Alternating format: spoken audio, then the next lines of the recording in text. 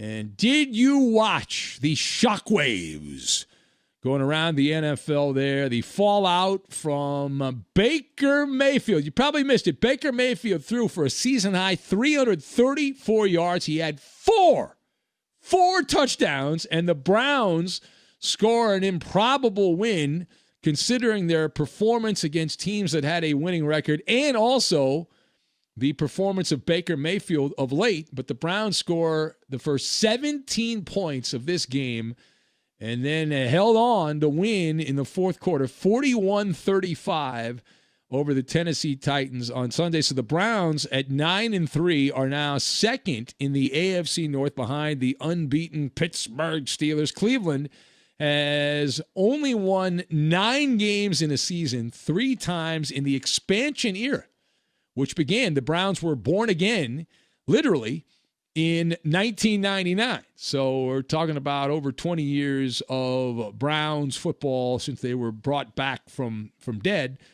when the franchise moved to Baltimore. And so they are closing in now, the Browns, on ending the longest active playoff drought in pro football at 18 seasons. And much of the chatter has been about the play of Baker Mayfield. Several of you who are fans of this show were demanding a verbal apology via the microphones of Fox Sports Radio from yours truly for past critical monologues of Baker Mayfield. Now, I've taken some pot shots at Baker. I don't think I've gone full Colin Cowherd on Baker Mayfield. I've picked, that's what we do here. So let's unpack this Browns game, and particularly the play at the quarterback position from one Baker Mayfield. The question, as we discuss, does this win by Cleveland against the Titans validate Baker Mayfield going forward? I'm not there. It's a one-off until proven otherwise. I've got the breaks, doorbell, and the mother of all stats. And we will lock all of these things together. Now, number one. It was a tremendous first half for Baker Mayfield. Now, I'm happy I took the Browns in the game. I got them at 6, +6. I was very happy about that. They were banged up. They had a bunch of guys out. And abracadabra, presto. It was like a Sunday afternoon picnic in Nashville for Baker Mayfield. Now, does that mean that Baker Mayfield has turned the corner? He's reached the peak of his performance? No, I'm not there. So I would say pump the brakes on all that. Pump the brakes on all that. It is the consistency of athletic performance that matters. And really not just athletic performance, anything in life, right? We all have jobs here. You've got to be consistent, right? The soup has to be the same consistency, or if it's lumpy in parts, it's not good, right? You never want to be lumpy. Now, Baker Mayfield played very well in the first half of the game. And then he didn't do much of anything after that, and he made some bonehead plays that allowed the Tennessee Titans to creep within striking distance. Now, what's my evidence? In the second half, Baker Mayfield passed for 44 yards. All of his work was done in the first half. He had no touchdowns. He didn't have an interception. He had a fumble. And his passer rating after halftime was 77. It's not very good. That's more in line, though, with the player that Baker Mayfield has been this season. So don't get caught up in the excitement of the blowout win. You've got to look at the full, not just the micro, you've got to look at the macro, the full picture. And if you look out on the horizon at Baker Mayfield, the Browns' passing offense has not scared anybody. It's been a joke this season. We know Beckham got hurt. Odell Beckham's out for the year. But Cleveland has been averaging under 200 passing yards per game. This is a running team. It's not a passing team. This is a running team. Baker Mayfield has been a game manager. The Browns coaching staff, Kevin Stefanski and those guys, they don't trust him.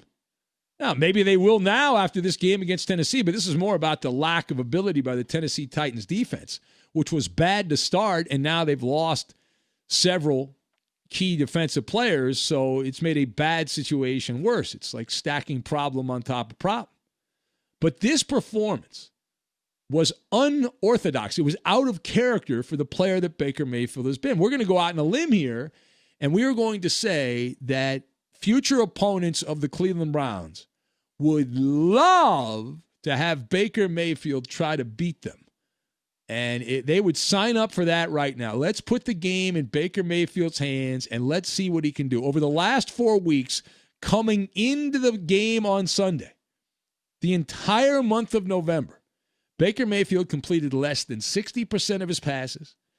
He had a passer rating below 90 and just 2 touchdown passes and no interceptions. Then he comes out and throws 4 in the first half. But the player that Baker Mayfield has been, there's not a lot of fear factor. In fact, one of the reasons that the Tennessee Titans were so shocked, because they didn't expect that. I mean, why would you expect Baker Mayfield, the way he's been playing, to come out in this calculated manner and play as a skillful quarterback and surgically take the Browns down into the end zone time after time? It hadn't been the player that Baker Mayfield had played like this season. Now, the second thing here, while this was a feel-good afternoon for the Brownies, this is the signature win. This is the big win for Cleveland, which tells you a lot about the 9 wins they've racked up this season. Most of that is beating tomato cans.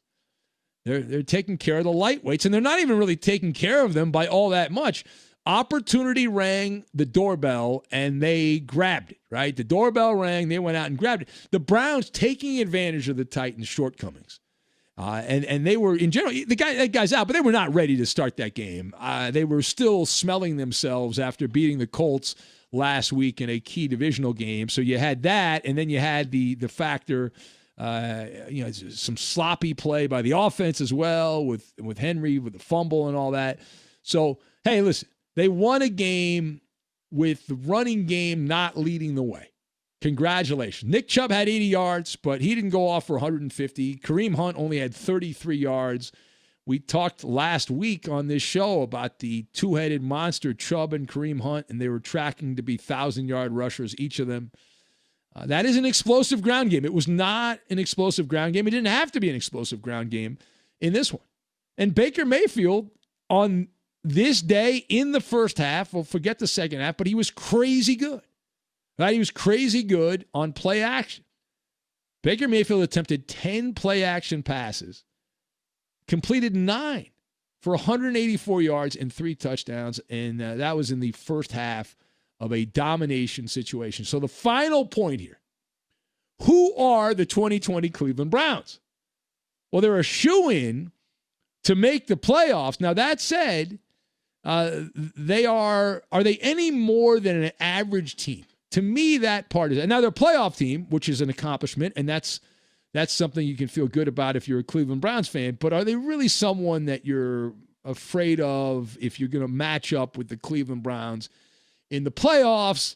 And the answer is no. I'm not there with the Cleveland Browns being, oh my God, this team's somebody you don't want to play. Right now, if the playoffs were to start, ironically enough, the playoff matchup would be the 5-4 matchup, Cleveland at Tennessee. So we'd have a rematch if the board holds, which it will not.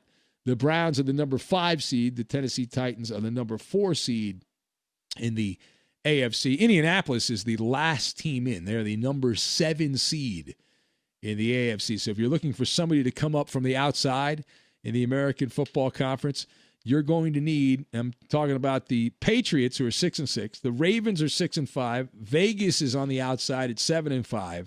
You've got all these teams lurking around, but the last 2 teams in are Miami and Indianapolis in the AFC. But as far as back to the question, who are the 2020 Browns? They are a playoff team, but they're a team that does not scare you in the playoffs.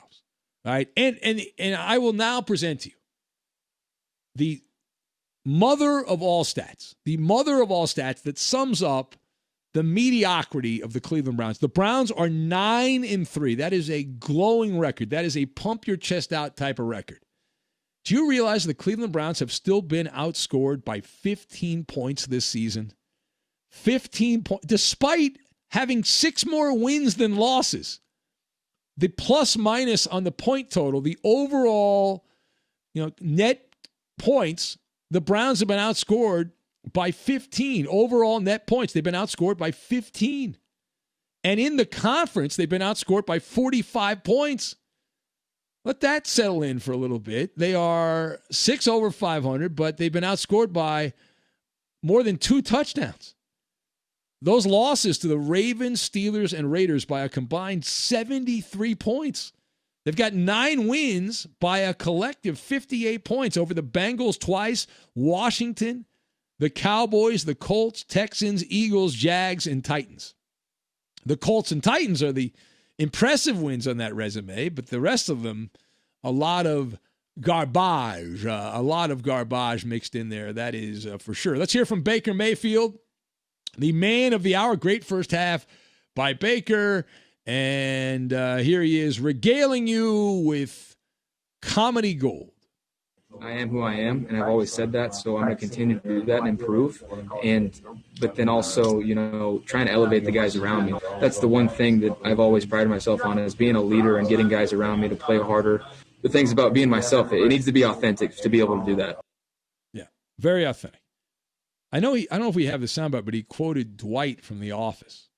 I saw that that was the big money quote from Baker. Here's another one from Baker Mayfield there, who was talking about that toe tap. If you saw the game, there was a toe tap. Here's Baker commenting how he's a big fan of the toe tap.